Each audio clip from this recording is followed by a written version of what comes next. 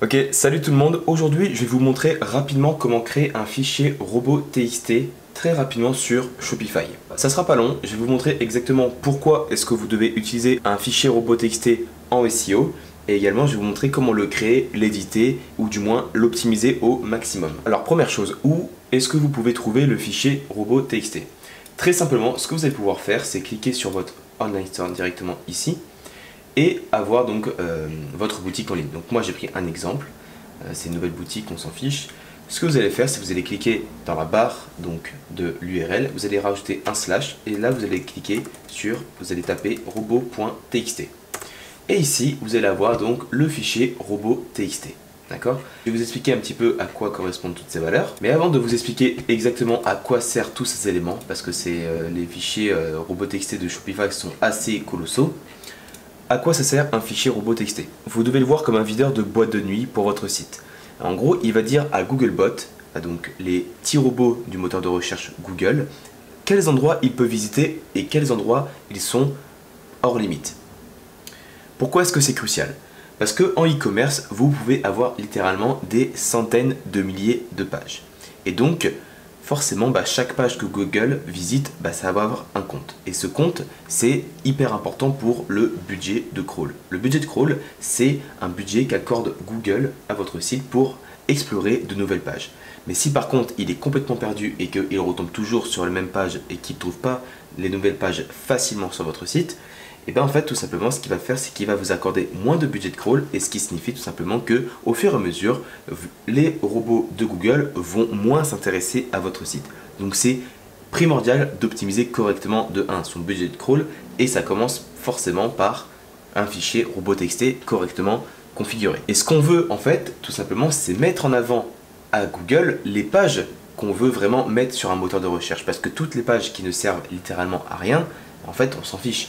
Je vais vous prendre un exemple très parlant, mais quand on a des pages de mention légale, donc là je ne les ai pas forcément, mais ce n'est pas des pages qui vont être importantes dans le référencement d'un site. Ce n'est pas des pages qui vont apporter une valeur ajoutée à l'utilisateur.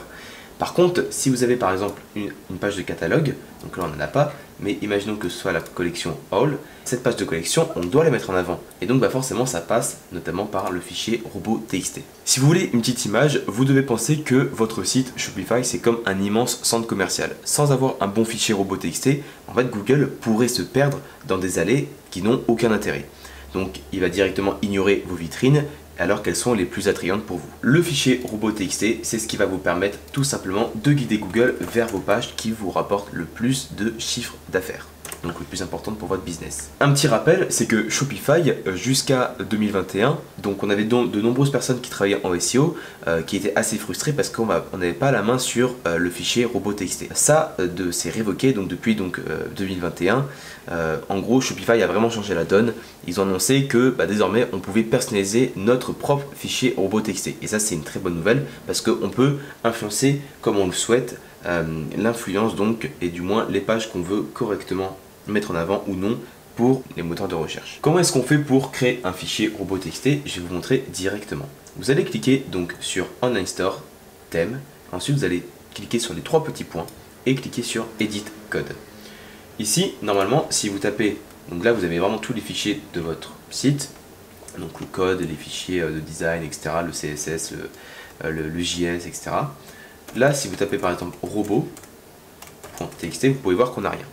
Donc c'est possible, ça dépend vraiment du thème que vous avez. Moi en l'occurrence, là c'est un thème de base, donc j'en ai pas. Ce qu'on va faire, c'est qu'on va add a new template. Et le type de template, nous ce qu'on veut, c'est tout simplement le robot.txt. Ok? Donc là, vous cliquez tout simplement sur Done. Et là, il va vous mettre directement We use Shopify as our e-commerce platform. Et là, directement, vous avez vraiment, on va dire, les éléments de base donc, que vous pouvez retrouver ici.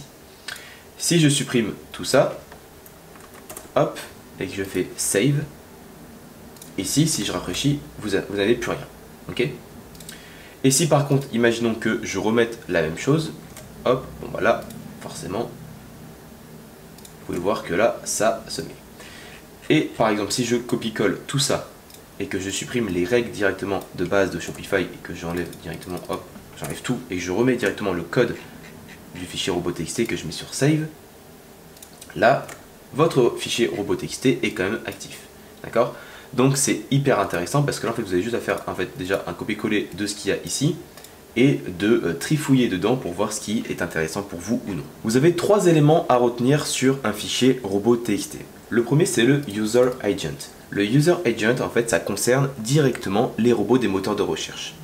Donc là quand vous avez une petite étoile, c'est que ça concerne tous les moteurs de recherche. Ça signifie tout simplement que vous pouvez créer des fichiers robot.txt avec donc des spécifications par rapport au moteur de recherche que vous souhaitez. Donc par exemple, si moi je voulais m'intéresser uniquement à Google, ce que je mettrais c'est hop, Google Bot. Voilà, juste là. Si on s'intéressait uniquement à Bing, on mettrait directement Bing Bot. Ok? Mais nous on va s'intéresser pour l'instant à tout le monde. Donc on va mettre une étoile. Vous avez ensuite des valeurs ici, disallow. Disallow, c'est tout simplement une instruction qui interdit au user agent, donc au robot des moteurs, d'accéder à une URL ou un dossier. Donc par exemple, ici, donc disallow, je prends l'exemple ici carte. Donc quand vous allez avoir votre site ici, cette page donc en question, donc la page panier, sera désindexée. Pourquoi? Parce que cette page en fait tout simplement est susceptible d'évoluer au fur et à mesure parce que en fait vous allez avoir des milliers de clients qui vont pouvoir directement remplir leur panier. Et donc forcément cette page on ne veut pas qu'elle soit indexée parce qu'elle n'a aucun intérêt à être indexée. Je vais vous prendre également un autre exemple pour Shopify. Tout ce qui va être par exemple checkout. Donc là c'est checkout, c'est quand vous allez pouvoir par exemple ajouter des produits à votre panier et ensuite renseigner les informations pour payer, directement la page de paiement n'a pas à être indexée. C'est un exemple vraiment typique, mais il y en a beaucoup qui par exemple qui l'indexent alors que ça n'a aucun intérêt.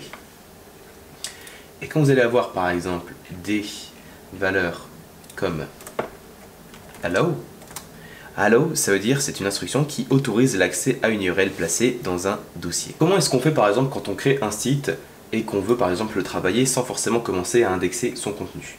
Ce que vous allez faire, c'est très simple, mais vous allez tout simplement mettre une étoile et rentrer cette valeur. Disallow et avec un slash.